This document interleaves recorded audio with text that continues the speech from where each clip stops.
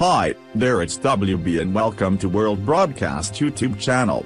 Before we get started, make sure you hit the subscribe button and press bell icon to never miss any latest news.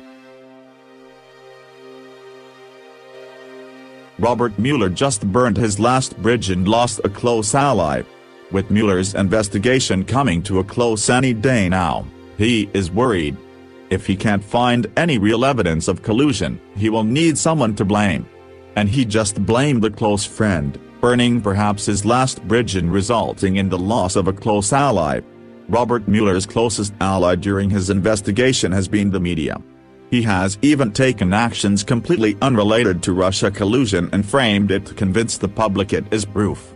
Such cases include the arrest of former Trump campaign chairman Paul Manafort and the indictment of Trump's former lawyer Michael Cohen.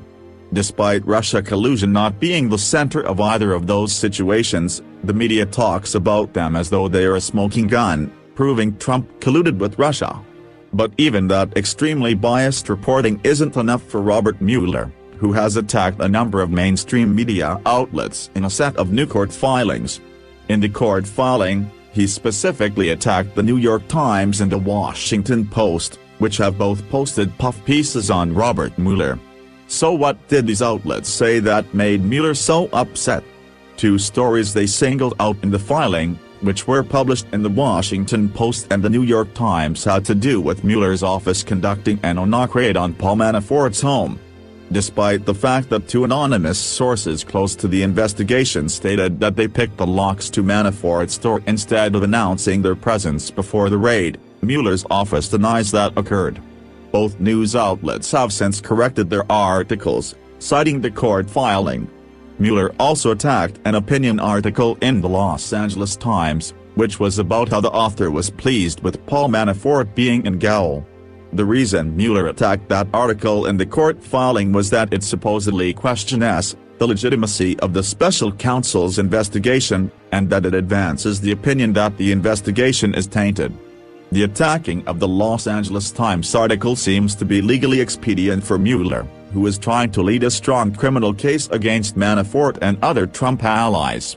Mueller is now having difficulty figuring out how to identify and ensure that jurors don't have any prejudices before the trial. In doing so, Mueller included a 19-page questionnaire to understand potential prejudices in jurors. Along with that, Mueller has recently attempted to bar Manafort from using his role in the Trump campaign as a potential argument that he was politically targeted. This is done despite the very high possibility that Manafort was targeted by Mueller for political reasons. The charges levied against Manafort were from long before he worked on President Trump's campaign, and have absolutely nothing to do with the president. Americans deserve to know what the motivation to target Manafort was, and if it had to do with him being close to Trump, that should be relevant in a criminal trial. Do you think that Paul Manafort's arrest was politically motivated? Let us know your thoughts in the comments section below. Please don't forget to like and support our channel by press subscribe button. Thank you for watching.